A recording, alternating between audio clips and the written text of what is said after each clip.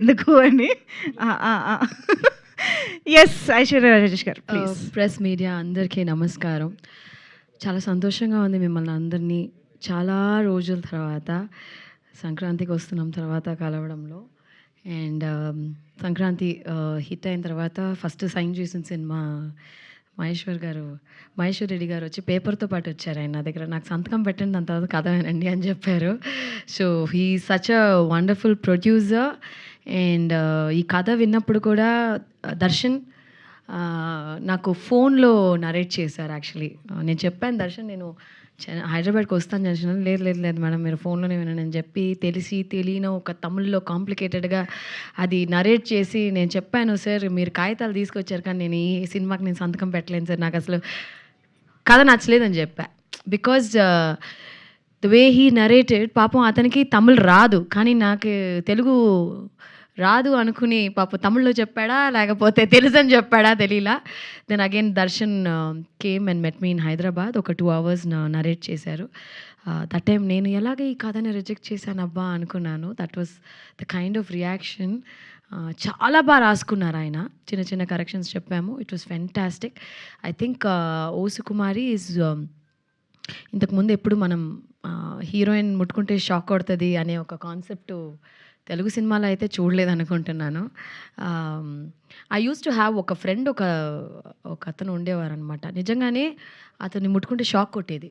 Some times static ఎక్కువ ఉండేదన్నమాట. So I could related, అంటే అలా ఉంటారా మనుషులు అని ఒక కన్ఫ్యూషన్లో ఉండే.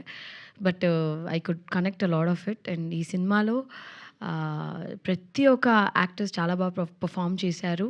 And thanks to my cameraman, editor, ఇక్కడ అందరు ఉన్నారు, art director, all the other cost crew members అందరికీ చాలా చాలా థ్యాంక్స్.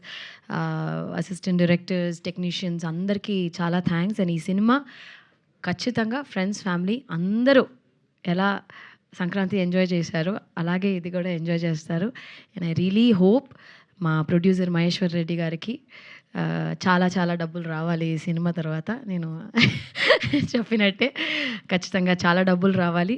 తిరుకి ఇది ఒక పెద్ద సినిమా హిట్ అవ్వాలి. ఈజ్ అ ఫెంటాస్టిక్ పర్ఫార్మర్ అండి. తిరుగు గారిని చూసినప్పుడు చాలాసార్లు నేను చెప్పాను మా నాన్నగారిని చూసినట్టు ఉంది అనేసి.